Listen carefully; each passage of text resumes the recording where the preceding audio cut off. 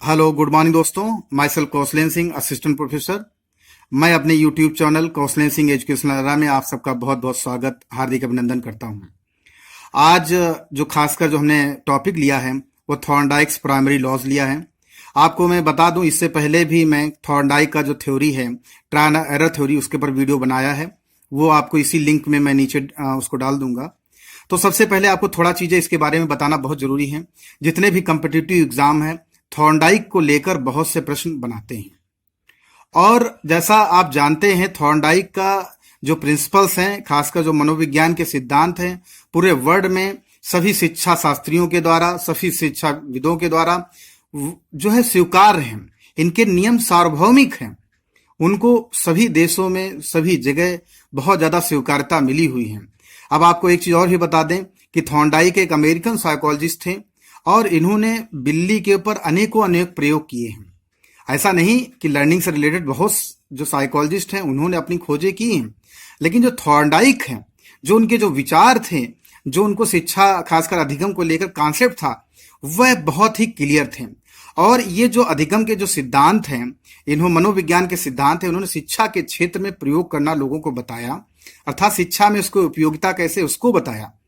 तो यहाँ पर सबसे पहले 1911 में, अर्थात 1911 में एक इनकी पुस्तक आई जो है एनिमल इंटेलिजेंस। उसमें प्राइमरी लॉज ऑफ लर्निंग का बहुत ज्यादा जिक्र होता है और उनकी रिसर्च में भी इसका बहुत ज्यादा जिक्र होता है। उसके अलावा आपको ये भी बता दें, जो इनके एक और भी बुक आई थी एजुकेशन साइकोलॉजी, उसके 3 वॉल्यूम थे, उसमें भी इनकी बहुत ज्यादा सीखने के नियमों की वहां पर जो है व्याख्या मिलती है। अब देखिए, मैं आपको एक एक करके बता दूं कि टीटी में किस टाइप के क्वेश्चन पूछे जाएंगे। तो ये पूछा जा सकता है कि प्राइमरी लॉज किसने दिए, तो ऑब्वियस सी बात है ईएल थॉर्नडाइक ने दिया, एडवर्ड ली थॉर्नडाइक ने दिया। ये पूछा जा सकता है थॉर्नडाइक कहाँ के निवासी थे, तो ये में एक अमेरिकन निवासी थे। इनकी पुस्तक कौन कौन सी थी, एनिमल इंटेलिजेंस है, आपको दूसरा बताया एजुकेशन साइकोलॉजी है। उसके अलावा इन्होंने प्राथमिक नियम कौन कौन से 3 थे, ये भी पूछा जा सकता है। आज जो मैं आपको विश्वास दिलाता हूं, जितना भी मैं वीडियो बनाया हूं, उसमें से थॉर्नडाइक से रिलेटेड अगर कोई भी क्वेश्चन आता है तो आप जरूर उसको कर लेंगे। और जैसा हमने बताया कि थॉर्नडाइक ने बिल्ली के ऊपर प्रयोग किया, यहां पर एडवर्ड ली थॉर्नडाइक ने बिल्ली पर अनेकों प्रयोग किए। इसी प्रयोग के आधार पर ही अधिगम या सीखने के नियमों की खोजी। हम सभी जीव जंतु प्रकृति के नियमों के अनुसार जीवन व्यतीत करते हैं। इस प्रकार सीखने के कुछ नियम हैं, सीखने की प्रक्रिया इन्हीं नियमों के अनुसार चलती है। थॉर्नडाइक ने सीखने के कुछ नियम बताए हैं, जिसके प्रयोग से अध्ययन अध्यापन प्रक्रिया को अधिक प्रभावशाली बनाया जा सकता है। थॉर्नडाइक ने सीखने के 3 मुख्य नियम बताए हैं एवं 5 गौड़ नियम भी प्रतिपादित किए हैं। मैं आज आप सबको विश्वास दिलाता हूं कि प्राथमिक नियम के बाद मैं दूसरा वीडियो, इसका भी पार्ट 2 भी लेकर आऊंगा, क्योंकि इस बार टीटी और सीटेट और जगह भी इसके जो है जो गौड़ नियम है वो ही पूछ दिए गए थे। अगर आप प्राथमिक नियम ही पढ़े हैं, अगर बाद में गौड़ नियम पूछ दिया जाए तो आप उनका भी आंसर दे सके, इसलिए मैं उनको भी वीडियो, उनका भी पार्ट 2 में लाऊंगा। तो सबसे पहला यहाँ पर जो प्राथमिक नियम है वो कौन कौन से हैं, इनको आपको जानने की जरूरत है। पहला है तत्परता का नियम, लॉ ऑफ रेडीनेस, और दूसरा है अभ्यास का नियम, और तीसरा है प्रभाव का नियम। आपको एक चीज और भी बता दें, मैं इन नियमों को एक्सप्लेन करने से पहले, जो थॉर्नडाइक है उनके जो सिद्धांत था उसको क्या बोलते हैं, तो उसे देखिए प्रयास एवं त्रुटि का सिद्धांत बोलते हैं, trial error theory of learning भी बोलते हैं। दूसरा एक और भी इसका नाम होता है एसआर थ्योरी ऑफ लर्निंग, या stimulus response theory of learning बोला जाता है, या इसे एक और भी नाम बोला जाता है उद्दीपन अनुक्रिया सिद्धांत। उसके अलावा एक और भी इसका नाम होता है बंध सिद्धांत, अर्थात बॉन्ड थ्योरी ऑफ लर्निंग। इसके अलावा एक और भी नाम बोला जाता है संबंधवाद, अर्थात कनेक्शनिज्म। आखिर आज मैं आपसे फिर प्रॉमिस कर रहा हूं कि आज थॉर्नडाइक से रिलेटेड अगर वीडियो के देखने के बाद आप फिर कोई दूसरा वीडियो देखने की जरूरत खासकर थॉर्नडाइक से रिलेटेड नहीं पड़ेगा। इससे संबंधित मैं बहुत सी चीजों को कलेक्ट करके लाया हूं। सबसे पहला जो खासकर हमने बताया प्राइमरी लॉ है या मुख्य नियम जो हमारा है थॉर्नडाइक का, वो है तत्परता का नियम, लॉ ऑफ रेडीनेस। अर्थात जब हम किसी कार्य को सीखने के लिए तैयार या तत्पर होते हैं तो हम उसे शीघ्रता से सीखते हैं। किसी समस्या को हल करने के लिए प्रयत्नशील होना तत्परता कहलाती है। यदि छात्र में गणित के प्रश्न हल करने की इच्छा है तो वह तत्परता के कारण उनको अधिक शीघ्रता और कुशलता से करता है, तथा वह उस कार्य को करने में अधिक आनंद एवं संतोष का अनुभव करेगा।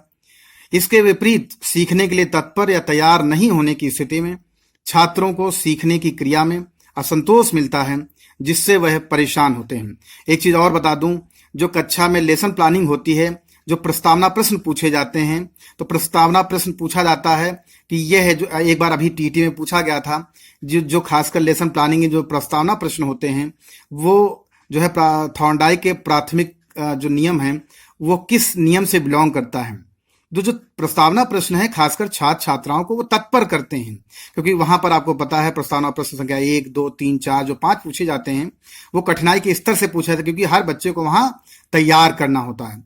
अब देखिए तत्परता के नियम में एक मैं एग्जाम्पल दे दूं, बहुत अच्छा मैंने बनाया है कि जैसे एक घोड़े को जबरदस्ती नदी के किनारे ले जाया जा सकता है, पर पानी पीने के लिए उसे विवश नहीं कर सकते हैं। यदि घोड़ा पानी पीने के लिए तत्पर या उसकी इच्छा नहीं है तो उसे पानी नहीं पिलाया जा सकता है। इसी प्रकार एक बालक को कक्षा में तो ले जा सकते हैं, पर यदि वह पढ़ने के लिए तत्पर या तैयार नहीं है तो हम उसे जबरदस्ती नहीं पढ़ा सकते हैं। तो खासकर शिक्षक को कक्षा का इस प्रकार का वातावरण बनाना होगा कि जिससे क्या हो, सभी छात्र और छात्राएं पढ़ने के लिए तत्पर हों, तैयार हों। मानसिक रूप से जब तक तैयार नहीं होंगे तब तक जो भी हम ज्ञान देंगे, जब भी उनकी लर्निंग कराएंगे, उसका जो इम्पैक्ट है वो बच्चों के ऊपर खासकर मस्तिष्क पटल पर उसकी छाप अच्छी नहीं पड़ पाएगी। तो इसके लिए क्या है, हम प्रस्तावना प्रश्नों के द्वारा खासकर लेसन प्लानिंग में जैसे पहला प्रश्न बहुत आसान पूछते हैं, इससे क्या है, हर बच्चे को तैयार करना, तत्पर करना, इस प्रकार का हम उद्देश्य हमारा रहता है। खासकर थॉर्नडाइक का जो दूसरा नियम है, अभ्यास का नियम, लॉ ऑफ एक्सरसाइज, आपको पता होना चाहिए। ये है जो सिद्धांत है वो खासकर पूरे विश्व में सभी जगह आज उसका अनुसरण किया जा रहा है, सभी विधाओं में इसका इस्तेमाल किया जा रहा है। देखिए यहाँ पर लिखा है कि अभ्यास का नियम बताता है कि एक परिस्थिति में सही अनुक्रिया को दृढ़ करने के लिए उस अनुक्रिया को बार बार दोहराया जाए। तो जिस अधिगम क्रिया को हम कई बार पुनरावृत्ति करते हैं उसे हम शीघ्र ही सीख लेते हैं। अर्थात दूसरा ये कहा जा रहा है कि practice makes a man perfect, अर्थात अभ्यास बालक को कुशल बनाता है। उसी प्रकार एक और कहावत भी है कि करत करत अभ्यास के जड़मत हो सुजान, रसरी के आवत जाते सिल पर पड़े निशान। अर्थात मूर्ख से मूर्ख व्यक्ति भी यदि अगर कोई कार्य कर रहा है, उसका अभ्यास बार बार कर रहा है, तो वह व्यक्ति भी ज्ञानवान हो जाता है। तो जिस प्रकार से रसरी के आने जाने से पत्थर पर निशान बन जाते हैं, उसी प्रकार एक मूर्ख व्यक्ति भी बार बार अभ्यास, निरंतर अभ्यास के द्वारा क्या है, ज्ञानवान हो सकता है। अभ्यास के नियमों को 2 रूपों में बांटा गया है, जैसा अभी आपको बताएंगे। पहला है उपयोग का नियम, लॉ ऑफ यूज, और दूसरा है अनुपयोग का नियम अर्थात लॉ ऑफ डिसयूज। अब देखिए यहाँ पर क्या करना है आपको, जो पहला नियम बताया गया है वह है उपयोग का नियम। आज हम हर क्षेत्र में, शिक्षा के क्षेत्र में, खेल के क्षेत्र में, म्यूजिक के क्षेत्र में, किसी भी क्षेत्र में सबसे ज्यादा अगर हम इस्तेमाल कर रहे हैं लॉज ऑफ लर्निंग, तो वह है उपयोग का नियम, लॉ ऑफ यूज। जिस कार्य का अभ्यास बार बार किया जाता है, बालक वह कार्य सरलता पूर्वक शीघ्र सीख लेता है। कविता जैसे याद कराना, ट्विंकल ट्विंकल लिटिल स्टार, हम लोग बचपन से हमें सुबह शाम उठते बैठते क्या क्या आता था, याद करने के लिए कहा था। पहाड़ा भी इसी प्रकार होता था, आप जानते हैं पहाड़े को भी इसी प्रकार कराया जाता था कि पहाड़े को भी बार बार क्या कराया जाता है, याद कराया जाता है। तो याद करने के लिए उसे बार बार दोहराना पड़ता है। इसी प्रकार साइकिल चलाना सीखने के लिए बालक को अनेक बार प्रयास करने पड़ते हैं। वह गिरता है, चोट भी खाता है, अंत में अभ्यास के द्वारा वह बिना गिरे साइकिल चलाने लगता है। चित्रकारी, टाइप करना, संगीत सीखना, कोई खेल खेलना आदि को अभ्यास के द्वारा ही सीखा जाता है।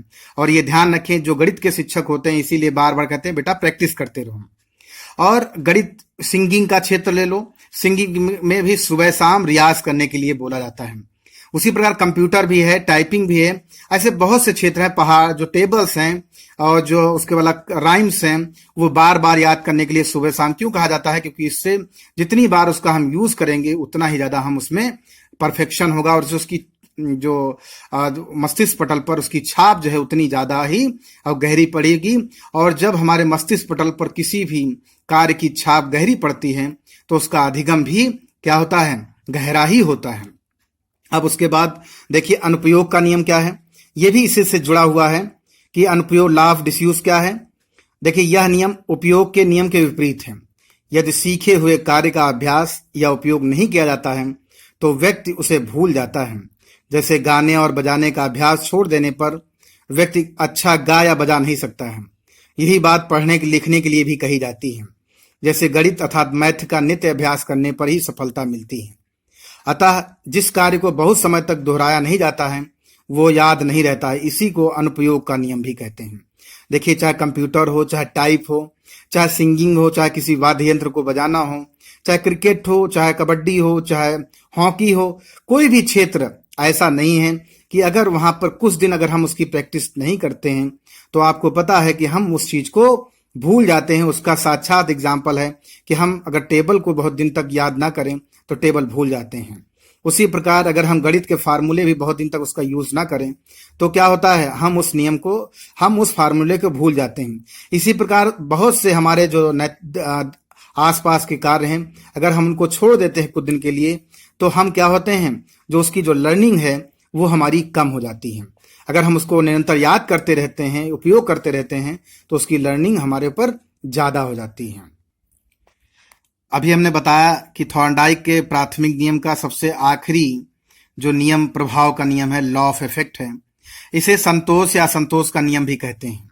एग्जाम में पूछा भी जा सकता है कि संतोष या असंतोष का नियम किस थॉर्नडाइक के लॉस को कहते हैं, तो आप इसे लिख सकते हैं। अर्थात जिस कार्य को करने के उपरांत हमें संतोष या सुख मिलता है उसे हम बार बार करना चाहते हैं। जिस कार्य को करने में बालकों को पुरस्कार, प्रशंसा एवं अन्य प्रकार का पुनर्बल मिलता है, बालक उस कार्य को बार बार करना चाहता है। परंतु बालक को जिस कार्य को करने से दंड या सजा मिलती है उसे वह दोबारा दोहराना नहीं चाहता है। अर्थात वो दोबारा सीखना नहीं चाहता, अतः वो उसे अब नहीं सीखना चाहता है। शिक्षक को चाहिए कि बालक के लिए ऐसी परिस्थिति का निर्माण करे जिससे उसे सफलता प्राप्त हो सके और संतोष व सुख की अनुभूति हो। तो देखिए, अभी ये मैंने खासकर प्राइमरी लॉज ऑफ थॉर्नडाइक का जो है आपको प्राइमरी लॉज बनाया है। इसके बाद सेकेंडरी लॉज का पार्ट 2 मैं वीडियो बनाऊंगा, क्योंकि अब टीटी और सीटेट को ध्यान में रखते हुए जो एग्जामिनर सेटर हैं वह लोग भी जानते हैं कि सभी छात्र छात्राएं जो है खासकर प्राइमरी लॉज तो पढ़ लेते हैं, सेकेंडरी लॉज कोई नहीं पढ़ता है।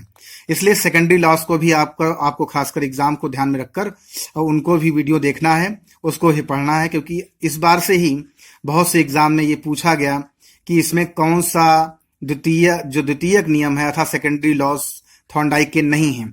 अगर आपने नहीं पढ़ा है तो आप उनको अंतर उसमें नहीं कर सकते हैं। तो आज का मेरा वीडियो कैसा लगा मुझे जरूर शेयर करें। वैसे मैंने पूरा प्रयास किया है कि खासकर थॉर्नडाइक का जो लॉ है, प्राइमरी लॉ, इसमें से कोई भी क्वेश्चन आपको छूटे ना। और अब मेरे वीडियो को देखने के लिए, सब्सक्राइब करने के लिए, लाइक करने के लिए आप सबका हृदय से आभार और नमस्कार। और मैं चाहूँगा कि ऐसे ही अपना प्यार और जो है लाइक्स मुझे देते रहें। थैंक यू, नमस्कार।